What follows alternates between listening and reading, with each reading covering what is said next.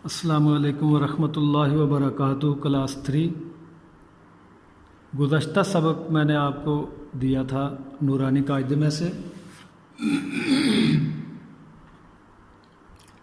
और आज वहाँ से आगे हम स्टार्ट लेते हैं। पिछला सबक पहले मैं दोहरा देता हूँ ताकि उसमें किसी किस्म का कोई मसला हो तो वो भी क्लियर हो जाए। अच्छा, मैंने आपको पढ़ाया था अलिफ बा ता सा जीम हा खो दाल ज़ाल रा ज़ा सीन शीन। यहाँ तक मैंने आपको पढ़ाया था। आज हमने इससे आगे पढ़ना है, तो पिछली चंद बातें जो आप ज़हन नशीं कर लें। जिन हरूफ के ऊपर दो दो लफ्ज़ हैं, मिसाल के तौर पे ये देखें, बा के साथ ऊपर जो है ना, जहाँ बड़ा बा लिखा हुआ है ना, तो इसके ऊपर छोटा सा बा और अलिफ लिखा हुआ है, यह आपको नज़र आ रहा होगा। तो जिन हरफ के ऊपर जो है दो लफ्ज़ हैं, उनको दो अलिफ के बराबर खींचना पड़ता है। जैसे कि मैंने आपको पिछली दफ़ा भी मिसाल समझा, जैसे बा मुट्ठी बंद करेंगे तो ये उंगलियों को आप अलिफ समझें, ठीक है।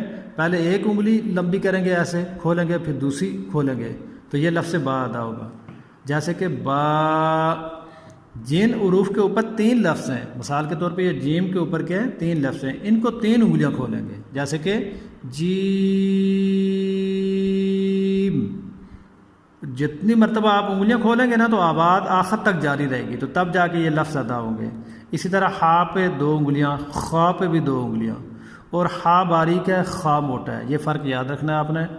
दाल पे तीन उंगलियां खोलेंगे, जाल पे भी तीन उंगलियां, रा पे एक उंगली, जा पे भी एक उंगली।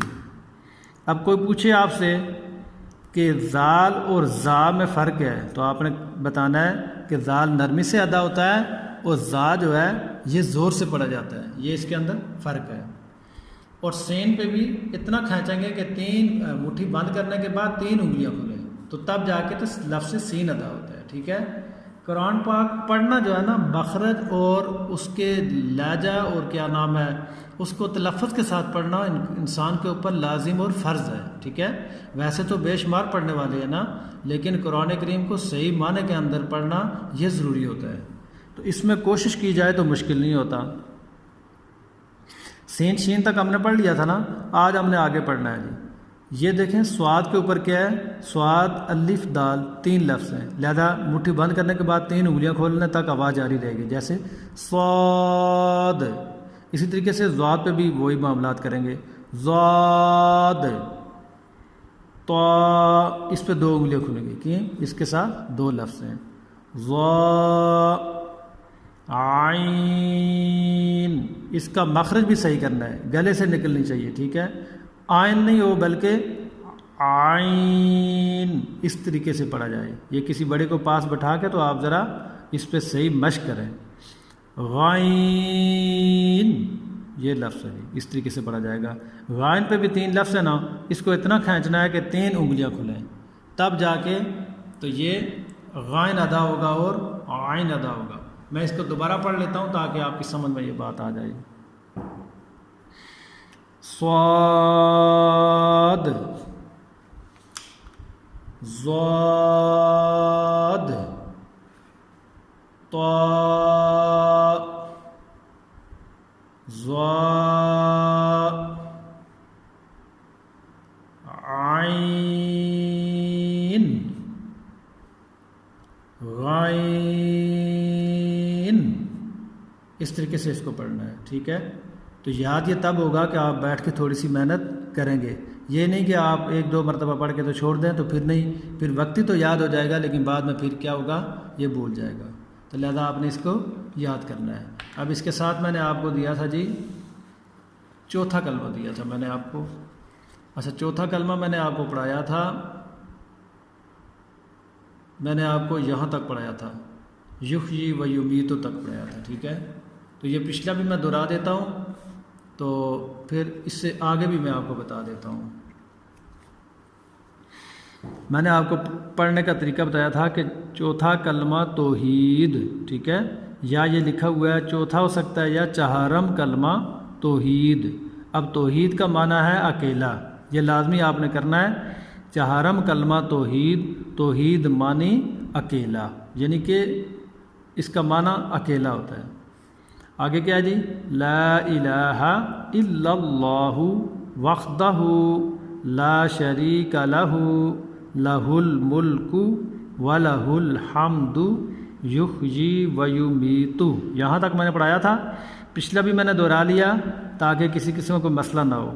अब यहाँ से आगे मैं आपको बता रहा हूँ कैसे पढ़ना है। वह हुआ हय्युल ला यमूतु अबदन अबदा ज़ुल जलाली वल इकराम बियदिहिल खैर व हुवा अला कुल्लि शैइन क़दीर।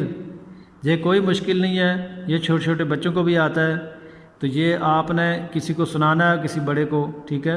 कलमे तो हर एक को याद होते हैं, ठीक है, कोई भी ऐसा नहीं है जिसको कलमे ना याद हों। तो आप घर में जिस हालत में भी होंगे तो आप किसी बड़े से पूछेंगे, खेलते कूदते भी आप इसको याद कर सकते हैं, ठीक है।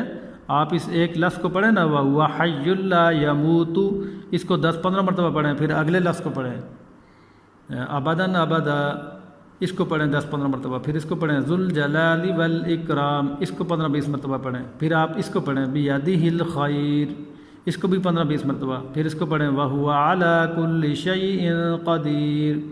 इसको भी जब आप 20-30 मरतबा पढ़ेंगे तो फिर क्या होगा कि वह हुआ हय्युल ला से लेके ना, तो आप यहाँ से लेके यहाँ तक सुनाएं किसी बड़े को। फिर बीच में से जो गलती आएगी उसको फिर 15-20 मरतबा पढ़ें, फिर दोबारा किसी बड़े को सुनाएंगे तो आपकी ये गलती सारियाँ दूर हो जाएंगी गलतियाँ। और फिर आप ला इलाहा इल्लल्लाह से लेके शुरू कलमे से लेके यहाँ तक सारा सुना दें किसी बड़े को, बस ये कलमा आपको याद हो जाएगा। तो आइंदा इंशाअल्लाह आगे हमने इसका तर्जमा याद करना है। अल्लाह हाफिज़। अस्सलामु अलैकुम व रहमतुल्लाहि व बरकातुहू।